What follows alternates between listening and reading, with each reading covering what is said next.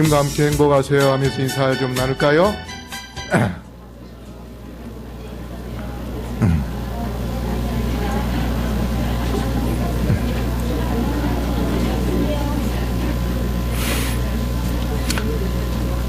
자, 오늘 여러분에게 말씀을 드리려고 하는 것은 모세의 노래, 어린 양의 노래에 대하여 말씀드리겠습니다. 우리 계시록 15장 2절로 3절 말씀 다 같이 읽어보겠습니다. 시작. 또 내가 보니 불이 섞인 유리바다 같은 것이 있고 짐승과 그의 우상과 그의 이름의 수를 이기고 벗어난 자들이 유리 바닷가에 서서 하나님의 검은 거를 가지고 하나님의 종 모세의 노래 어린 양의 노래를 불러 가로되 주 하나님 곧 전능하신 이시여 하시는 일이 크고 기이하시도다. 만국의 왕이시여 주의 길이 의롭고 참되시도다.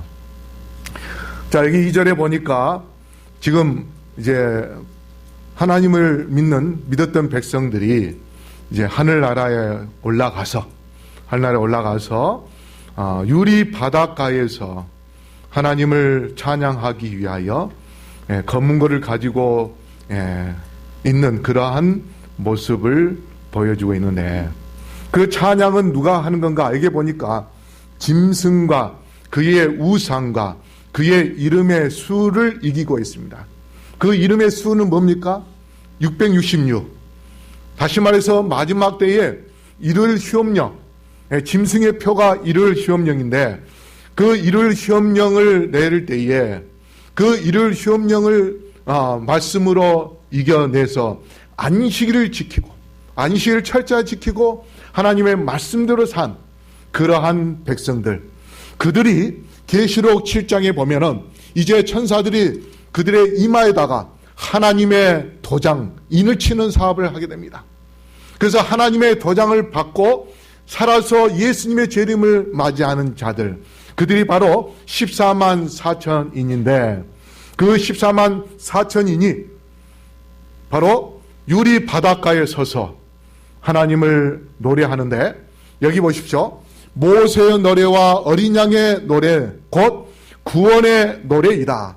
그 노래는 14만 4천인 외에 아무도 부를 수 없는 노래다.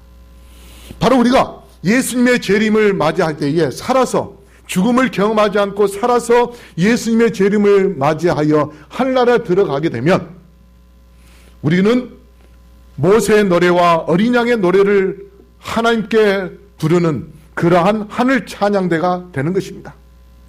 그래서 유리 바닷가는 어떻게 생겼을까? 이 수상에서 그린 그림인데요. 밑에는 지금 불 같고 했습니다. 불 같고 빨간 그런 아마 옥보석이 거기에 있는지는 모르겠습니다. 그 다음에 그 주위에 천천만만의 천사들과 함께 14만 4천인이 유리 바닷가에 서서 하나님께 찬양하는 그러한 모습을 보게 되는데, 여기 3절에 하나님의 종 모세의 노래 어린 양의 노래를 불러 가로되 주 하나님 곧 전능하신 이시여 하시는 일이 크고 기이하시도다. 만국의 왕이시여 주의 길이 의롭고 참되시도다. 여기 하나님의 종을 여호수아 14장 7절에 보면 내 나이 40세에 여호와의 종 모세가 가데스 바네아에서 나를 보내어 이 땅을 정탐케 함으로 내 마음에 성실한 대로 그에게 보고하였고 했습니다. 이 말씀은 이스라엘 백성들이 애굽에서 나와서 가데스 바네아 거기에 머무는 동안 모세가 12명의 정탐꾼을 뽑아가지고 40일 동안 정탐하도록 그렇게 했습니다. 바로 그때에 누가 뽑혔냐면 여호수아와 갈렙도 뽑혔습니다. 그래서 12명 중에 10명은 부정적인 말을 했고, 여호수아와 갈렙은 하나님께서 우리에게 준 밥이니 우리가 들어가서 그들을 다 무찌르고 그 하나님께서 허락하신 땅을 차지합시다. 그렇게 이야기했었습니다. 바로 그것을 회상하면서 여호수아가 모세를 뭐라고 지칭합니까? 여호와의 종, 여호와의 종이라 했습니다. 바로 이 말씀이 요한계시록 15장에 또 하나님의 종 모세라고 그렇게 이야기합니다. 그런데 그 모세의 노래가 어떤 노래인가 하면 바로 하나님께서 이스라엘 백성들 애굽에서 나와서 이제 가나안 땅으로 가게 할 때에 어디로 인도하셨냐면 홍해 바다 쪽으로 인도했습니다. 홍해 바다. 그 길로 가야 빨리 갈 수 있기 때문에. 그런데 그 홍해 바다에 이르렀을 때에 뒤에서 누가 쫓아오고 있습니까? 뒤에서 애굽의 군사들이, 바로 왕과 함께 수많은 애굽의 군사들이 이스라엘 백성들, 그 당시에 장정 60만 명이었습니다. 장정 60만 명이었으면 여자와 아이까지 포함하며 신학자들이 대략 계산할 때 200만 명 정도 된다, 그렇게 이야기했습니다. 그러면 200만 명의 이스라엘 백성들을 잡아서 끌어들이려면은 애굽 백성들이 1000명이면 될까요? 1000명 가지고 되겠습니까? 최소한 몇십만 명의 군사를 데리고 와야 됩니다. 그 몇십만 명의 군사가 몰려온다고 생각해 보십시오. 사막에서 그냥 모래가 온통 그 사막 전체를 뒤집어질 정도로 그렇게 먼지를 일으키면서 몰려오는 그 모습을 봤을 때에 이스라엘 백성들이 칼을 또 아무것도 무기가 없는 자기들과 싸울 때는 이들은 그냥 당할 수밖에 없습니다. 그런데 하나님께서 모세에게 뭐라고 말씀하십니까? 지금 앞에는 홍해바다, 뒤에는 애굽 백성, 진퇴양난, 앞으로 나갈 수도 없고 물러날 수도 없는 지금 그러한 상황, 지금 위기 상황에서 이스라엘 백성들이 하나님께 모세에게 원망합니다. 우리를 이곳까지 나오게 해서 이제 애굽 백성들에게 죽게 하시냐고 그렇게 원망하면서 소리를 지르고 욕을 하고 그렇게 할 때에 하나님이 모세에게 홍해 바다를 향하여 지팡이를 가르쳐라. 그래서 모세가 하나님께 기도하고 지팡이를 홍해 바다를 향하여 가르쳤을 때에 순간적으로 하나님께서 바람을 일으켜서 홍해 바다를 착 갈라놓았습니다. 여러분, 저기 대천에 가면 무창포라고, 그 무창포에는 모세의 그 기적의 길이 있습니다. 바닷물이 쫙 빠지면 바다 속에 있던 길이 쫙 올라와가지고 사람들이 그 바다를 지나가서 그 안에서 고기도 잡고 개도 잡고 이제 그렇게 하는 그런 모세의 기적이 있는데, 그거는 물 때문에 빠져서 그런 겁니다. 근데 이 홍해 바다는 물이 빠져서 그렇게 될 만한 곳이 없었어요. 왜냐하면 그곳 이스라엘 백성들이 지나가는 곳은 굉장히 깊은 곳이었습니다. 왜 그렇게 할 수 있는가 하면 애굽 백성들이 그 수십만 명의 군사들이 몰려왔을 때에 그들을 다 순식간에 다 물속에 잠길 정도라면 물이 굉장히 깊은 그러한 곳이었어요. 바로 그곳에 모세가 지팡이를 가리켰을 때에 하나님께서 그 바다를 바람을 불게 하여서 바다를 가를 뿐만 아니라 뻘과 같은 그러한 바닥을 완전히 마른 땅으로 변하게 하여서 이스라엘 백성들이 그곳을 지나가는데 전혀 불편하지 않고 발바닥에 또 신발에 뻘이나 어떤 먼지가 묻어나지 않을 정도로 하나님께서 마르도록 만들어 놓으셨습니다. 그래서 이스라엘 백성들은 양쪽에 63 빌딩의 수족관보다 더 멋있는 그러한 수족관의 광경을 보면서 그들이 홍해 바다를 건너갑니다. 그러고 난 다음에 이제 애굽 백성들이 하나님께서 그들의 눈을 가려놨다가 이제 이스라엘 백성들이 다 애굽에 건너고 난 다음에 이제 그것을 걷어놓으니까 애굽 백성들이 와, 이 홍해 바다가 열려있는 것을 보고 이제 말 타고 쫓아옵니다. 하나님께서 그들을 순식간에 다 물에 삼켜 멸하게 하십니다. 그것을 보고 난 다음에 모세의 누나 미리암이 백성들과 함께 우리를 이 홍해바다에서 건너게 하시고 우리를 구원해 주신 여호와 하나님을 찬양하자. 그렇게 하면서 여호와를 찬양하게 됩니다. 그게 바로 출애굽기 15장 1절로 2절입니다. 우리 다시 한번 읽어볼까요? 시작. 이때에 모세와 이스라엘 자손이 이 노래로 여호와께 노래하니 일러스되 내가 여호와를 찬송하리니 그는 높고 영화로우시며 말과 그 탄자를 바다에 던지셨음이로다. 여호와는 나의 힘이요 노래시며 나의 구원이시로다. 그는 나의 하나님이시니 내가 그를 찬송할 것이요 내 아비의 하나님이시니 내가 그를 높이리로다. 바로 이 노래를 하면서 미리암이 춤을 추면서 너무도 기뻐가지고 홍해 바다를 건너게 해준 것만도 감사한데 또 자기들 괴롭히며 죽이려 하는 애국 백성들을 무찌러 주시는 하나님의 그 놀라운 능력을, 그 놀라운 힘을 찬양을 했습니다.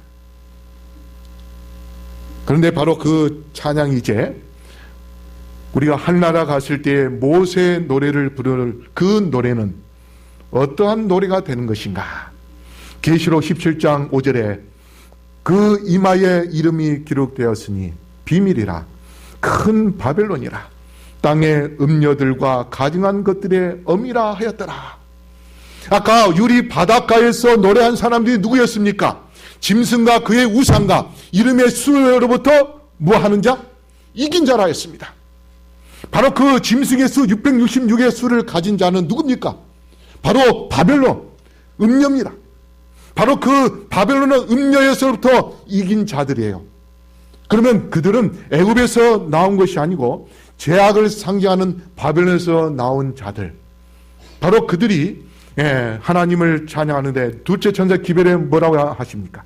바벨론에서 나와라. 그래서 그 바벨론에서 나오는 자들이 14만 4천인인데 그 14만 4천이 살아서 예수님의 재림을 맞이할 자들을 그들이 어떠한 경험을 하는가? 바로 이스라엘 백성들이 홍해 바다를 건넌 것처럼 이제 14만 4천인이 마지막 때에 영적인 그런 홍해 바다를 건너게 됩니다. 그 홍해 바다가 무엇인가 하면 계시록 7장 14절입니다. 내가 가로되 내 주여 당신이 알리이다 하니 그가 나더러 이르되 이는 큰 환란에서 나오는 자들인데 어린 양의 피에 그 옷을 씻어 쉬게 하였느니라. 여기 어디서 나온 자라고 했습니까? 큰 환란에서 나오는 자들. 바로 계시록 7장에서는 14만 4천인이 하나님의 인을 받는 그러한 모습을 나타내고 있습니다. 그런데 그 14만 4천인이 큰 환란에서 나옵니다. 그것은 큰 환란은 마치 이스라엘 백성들이 홍해 바다에 건넌 것 같은 그러한 환란을 통과하는 그러한 것입니다. 그래서 그 큰 환란을 다니엘 12장 1절에 개국 이래로 없는 그러한 환란이라고 표현합니다. 그 때에 내 민족을 호위하는 대군 미가엘이 일어날 것이요 또 환란이 있으리니 이는 개국 이래로 그때까지 없던 환란일 것이며 그때에 내 백성 중 무릇 책에 기록된 모든 자가 구원을 얻을 것이라. 자, 여기 보니까 개국 이래 없는 그런 환란, 바로 그것이 야곱의 환란이기도 하고 큰 환란입니다. 그게 우리가 마지막 때에 가나안에 들어가기 바로 직전에 우리가 건너야 할 홍해입니다. 그 영적인 홍해, 그 환란을 이제 통과하게 되는 그 사람들이 바로 14만 4천입니다. 근데 여기 아까도 봤듯이 7장 14절에 큰 하늘에서 나온 자들인데 어린 양의 피에 그 옷을 씻어 쉬게 하였다. 이들은 어린 양과 또 관계되는 그러한 사람들입니다. 그래서 이들을 볼 때에 큰 홍해를 건넌 이스라엘 백성들처럼 마지막 때의 영적인 그러한 홍해인 환란, 큰 환란을 통과한 이스라엘 백성들, 그들이 뭘 부르는가 하면 모세의 노래를 부르고, 그런데 그 14만 4천인이 어린 양의 피에 옷을 씻었다 그렇게 말씀하신 것을 볼 때에 그들이 또한 어린 양의 노래를 부르게 되는 것입니다. 그래서 계시록 14장 3절로 4절에 보면, 우리 다시 한번 읽어볼까요? 그 14만 4천인에 대한 설명을 한 성경절인데요. 다 같이 한번 읽어보겠습니다. 시작. 저희가 보좌와 내 생물과 장로들 앞에서 새 노래를 부르니 땅에서 구속함을 얻은 14만 4천인 밖에는 능히 이 노래를 배울 자가 없더라. 이 사람들은 여자로 더불어 더럽히지 아니하고 정절이 있는 자라. 어린 양이 어디로 인도하든지 따라가는 자며 사람 가운데서 구속을 받아 처음 익은 열매로 하나님과 어린 양에게 속한 자들이니. 자, 여기 뭐라고 말씀합니까? 바로 그들이 어린 양이 어디로 인도하든지 따라가는 자들. 그래서 그들이 예수님을 통하여 구속함을 받은, 경험을 한, 하나님의 은혜를 입은 그들, 바로 그들이 14만 4천입니다. 그래서 14만 4천이는 모세와 같이 큰 홍해를 건너가는 그러한 대환란, 야곱의 환란, 큰 환란을 통과한 사람들이고, 또한 그들이 어떠한 어려움과 어떠한 유혹이 있다 할지라도 짐승의 표를 받으라고 그들에게 강제 명령을 내리는 그러한 법령이 이루어졌지만은, 그러나 그들이 끝까지 하나님의 날인 안식일을 지키면서 하나님의 품성을 회복하기 위하여 끝까지 하나님의 말씀에 순종하는 그러한 삶을 산 자, 목숨을 내놓고서라도 주님을 사랑하는 그 영혼들, 바로 그들이 어린 양의 그 인도하심을 따라 나아갔기 때문에 이제 그들은 어린 양의 이름을 갖고서 충성을 다한, 우리를 위하여 목숨을 내놓으신 예수님의 그 크신 사랑, 희생을 깊이 생각하면서 끝까지 말씀대로 살아가는 그 14만 4천이 바로 그들이기 때문에 이제 그들은 하늘나라에서 모세의 노래, 어린 양의 노래를 부르는데, 하이프인이 이렇게 또 다시 아까 함께 연결해서 말씀하신 것인데요. 모세와 어린 양의 노래, 곧 구원의 노래이다. 그 노래는 14만 4천인 외에 아무도 부를 수 없는 노래이다. 왜냐하면 그것은 그들의 체험의 노래, 곧 다른 어떤 사람도 체험하지 못한 경험의 노래이기 때문이다. 여러분, 이 아리랑 노래 있지 않습니까? 우리나라의 아리랑 노래. 이 노래는 젊은 사람들이 아리랑 노래 불러 하면 어떨까요? 예? 그 아리랑의 노래 그 가사의 한을 이해를 하고 부를까요? 이해를 못하겠죠. 그렇죠? 그러나 일제시대 때와 그 다음에 6.25 보릿고개 경험한 우리 연세 드신 분들은 아리랑 노래를 부르면 어떻습니까? 예? 눈물이 나오죠. 예? 이 경험의 노래라는 게 참 중요합니다. 그런데 대환란을 경험하지 못한 사람들에게는 모세의 노래가 나올 수가 없습니다.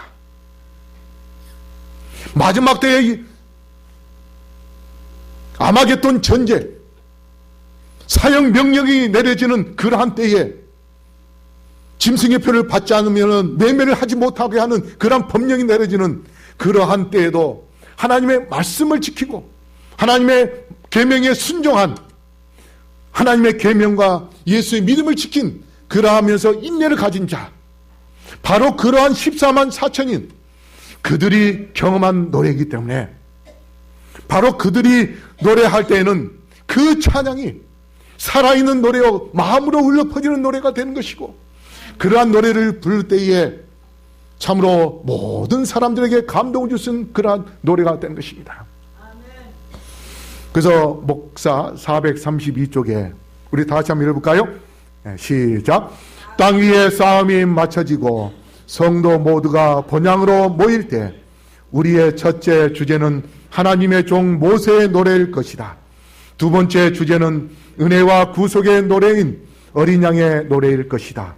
이 노래는 더 크고 더 고상하고 더 웅장한 가락이 되어 하늘 궁정에 메아리치고 다시 메아리치게 될 것이다.